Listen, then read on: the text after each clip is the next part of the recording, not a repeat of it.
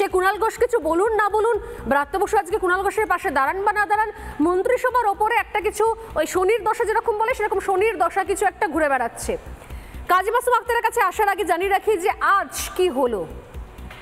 জেলবন্দি রাজ্যের প্রাক্তন মন্ত্রী পার্থ চট্টোপাধ্যায়, তার প্রভাব দেখে দেখে বিস্মিত হতে হচ্ছে খোদ কলকাতা হাইকোর্টকে। আজ কলকাতা হাইকোর্টে শুনানি ছিল পার্থর জামিনের মামলার। এদিন সিবিআই এর আইনজীবী আদালতকে জানান যে তারা এই জামিনের বিরোধী, কারণ এখনো তদন্তকারী সংস্থাটি পার্থদের বিরুদ্ধে তদন্ত প্রক্রিয়াই শুরু করতে পারেনি। পাল্টা কোয়েশ্চেন করা হয়, কেন শুরু করা যায়নি? পার্থ চট্টোপাধ্যায় অর্পিতা এতদিন ধরে অ্যারেস্ট হয়ে রয়েছে, কেন তদন্ত শুরু করা যায়নি? তার ব্যাখ্যাও দেয় সিবিআই। আদালতকে তারা বলে যে সরকারি আধিকারিকদের বিরুদ্ধে তদন্ত করার আগে রাজ্য সরকারের মুখ্য সচিবের অনুমোদন প্রয়োজন হয়, অথবা তদন্তের বিষয়ে তাকে নিজের অবস্থান জানাতে হয়। কিন্তু এক্ষেত্রে আদালতের নির্দেশ পেয়েও মুখ্য সচিব তার নিজের মতামত জানাননি, হোল্ড করে রেখেছেন। না অনুমতি দিয়েছেন, না মতামত জানিয়েছেন, পারমিশন দিয়েছেন, কিচ্ছু করেননি। ফলে গোটা তদন্ত প্রক্রিয়া থমকে রয়েছে পার্থ চট্টোপাধ্যায়ের ক্ষেত্রে। রাজ্যের তরফে আইনজীবী কিশোর দত্ত বলেন যে আমাদের 7 দিন সময় দিন। এরপরে বিচারপতি জয়মাল্য বাগচি বলেন যে এটা কি ধরনের অলসতা, এরপর কড়া পদক্ষেপ নিতে বাধ্য করছেন মুখ্য সচিব। এটা বিচার প্রক্রিয়া বিলম্বিত করার কৌশল কিনা সেই প্রশ্ন তুলেন বিচারপতি। একই সঙ্গে বলেন যে অভিযুক্তরা এতটাই প্রভাবশালী যে মুখ্য সচিবের কলম কাজ করছে না। আদালতকেও হিমশিম খেতে হচ্ছে। অথচ এই পার্থ চট্টোপাধ্যায় গ্রেপ্তারের পর এই নিয়ে প্রশ্ন তুলেছিলেন খোদ মমতা বন্দ্যোপাধ্যায় সেই সময়। তাহলে সেদিন থেকে শুরু করে আজ পর্যন্ত অনেক আসছে যাচ্ছে, প্লাস মাইনাস হচ্ছে। নির্বাচন হলো, 2 দফা চলে গেল, 3য় দফা দরজায় কড়া নাড়ছে। কিন্তু আলটিমেটলি মন্ত্রিসভাকে বাঁচিয়ে রাখা, দুর্নীতিকে আড়াল করার যে কৌশল, যে স্ট্র্যাটেজি, সেটা এখনো পর্যন্ত একই রয়ে গেছে। 26,000 চাকরিহারা রাস্তায় বসে পড়ার পরও কোথাও পরিবর্তন নেই। কাজী মাসুম আক্তার, দেখুন, আমার বলতে খুব খারাপ লাগছে যে মন্ত্রী আধিকারিক আমলাদের বিরুদ্ধে বিচার পর্ব শুরু করার জন্য সিবিআই পারমিশন চেয়েছে 2 বছর আগে, আজকে নয়, 2 বছর ধরে ঝুলিয়ে রাখা হয়েছে। এই পারমিশন না দেওয়ার মধ্যেই লুকিয়ে আছে দুর্নীতির গল্প। আমরা 16 কলা শুনেছি, দুর্নীতির 17 কলা জানতে পারছি। 17 ভাবে দুর্নীতি হয়েছে। সেই দুর্নীতির ব্যাখ্যা আমি এখানে দিলাম না, তাহলে আমাদের প্রোগ্রাম শেষ হয়ে যাবে। আমার 17 কলা 16 কলা নয়। এবার এমন একটা সেক্টর আমি ওনার কাছে জানতে চাইছি, এমন একটা সেক্টর আপনি দেখান, ফিল্ড দেখান, ইউনিট দেখান রাজ্যে আছে, অথচ এখানে দুর্নীতি নেই। যদি আপনি বলেন অমুক সেক্টরে দুর্নীতি নেই, পরের টক শোতে ডাকুন, আমি কোথায় কোথায় দুর্নীতি কে কে করেছে বলে দেবো, আমি একটা আমলোক বলে দেবো। এতটা দুর্নীতির বিষয়টা নেকেট হয়ে গেছে এতটা।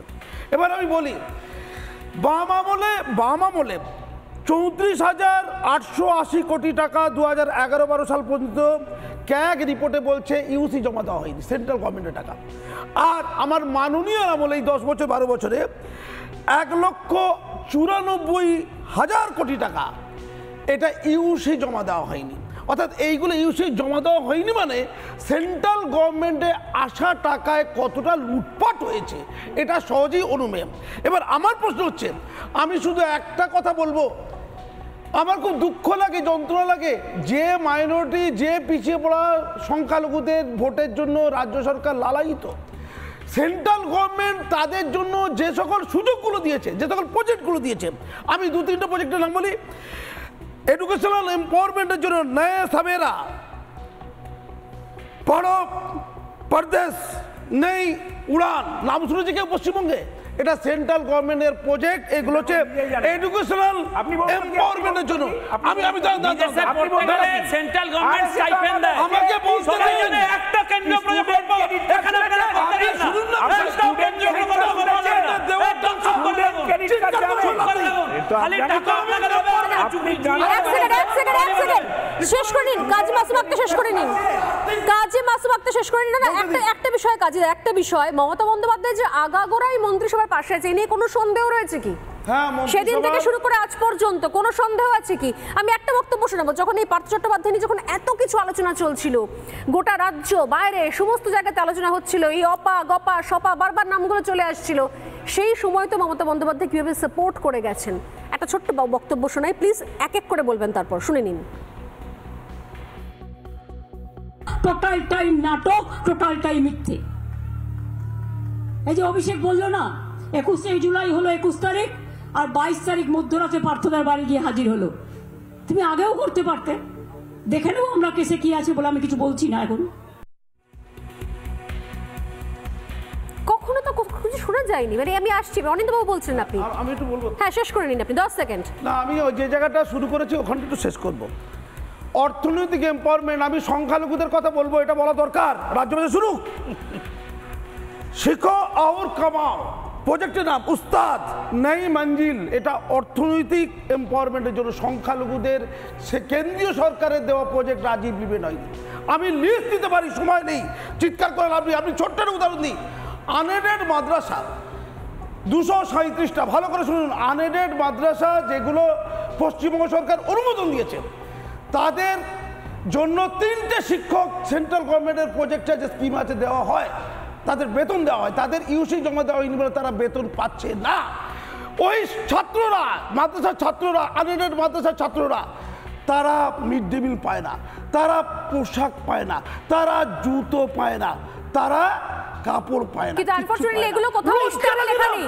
সেন্ট্রাল গভর্নমেন্টের স্কিম আছে, সেই কাজী মাসুম আক্তার, এগুলো ইশতেহারে লেখা নেই। আমি আসলে দেওয়া হচ্ছে না, অনিন্দ্যবাবু সংখ্যালঘুরা চাচ্ছে না, মিড ডে মিল থেকে শুরু করে, আমি আসছি, মিড ডে মিল থেকে শুরু করে, শিক্ষা থেকে শুরু করে, আমি আসছি, কাজে আসছি, অনিন্দ্যবাবু মিড ডে মিল থেকে শুরু করে, শিক্ষা থেকে শুরু করে, এগুলো ইশতেহারে লেখা নেই, এগুলো ইশতেহারে লেখা নেই।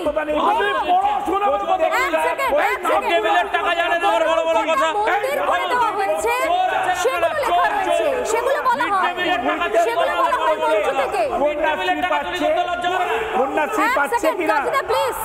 কাজীদা প্লিজ, অসংখ্য প্লিজ, অনিন্দ্যবাবু এগুলো কোথাও ইশতেহারে লেখা থাকে না, মাদ্রাসা হোক, এমনি শিক্ষা হোক, মিড ডে মিল হোক, বরং মঞ্চে উঠলে আমি শোনাতে পারি আপনাকে, লম্বা করে তালিকা দেওয়া হয়, ফুরফুরা শরীফের রাস্তা থেকে শুরু করে কটা কটা মন্দির করা হয়েছে, কি কি জমি নেওয়া হয়েছে, কোন কোন মন্দির বানিয়ে দেওয়া হয়েছে, তার তালিকা শুনতে পাই আমরা। কিন্তু মিড ডে মিল নিয়ে ইশতেহারে এক লাইনও লেখা থাকে না, সেই নিয়ে কোনো কথাও শুনতে পাওয়া যায় না। কোন মন্দিরের কথা বলছেন? যাদের ইশতেহারে যে মন্দিরগুলো করেছে মমতা বন্দ্যোপাধ্যায়। আরে আমাকে জিজ্ঞাসা করেন আপনি কেন যাচ্ছেন? 700 কোটি টাকা জিজ্ঞাসা করছেন 700 কোটি টাকা আমি তো বলছি আপনাকে, আরে করেন কি আপনারা বলছে? আমাকে বলতে ইশতেহারে প্রতি বছর রাম মন্দিরে বেশ করবো, 100 বার করবো, কিন্তু কাজও করবো, জনগণের উন্নয়নের কাজও করবো। আপনারা রামের বিরোধী, একদম হিসাব করবেন না, রাম সম্পর্কে উল্টো কথা বলবেন না, রামের বিরোধিতা করবেন না, লোককে খেতেও দেবেন না, আর মন্দিরও বানাতে দেবেন না। চোরের সরকার আবার বড় আমি বলছি তো কন্যাশ্রী থেকে শুরু করে সুপ্রিম কোর্টে চাকরি হারালে আর যারা চাকরি পায়নি তাদের নিয়ে তো লড়তে পারে, মন্ত্রীদের জন্য লড়ছে কেন? মন্ত্রীদের জন্য লড়ছে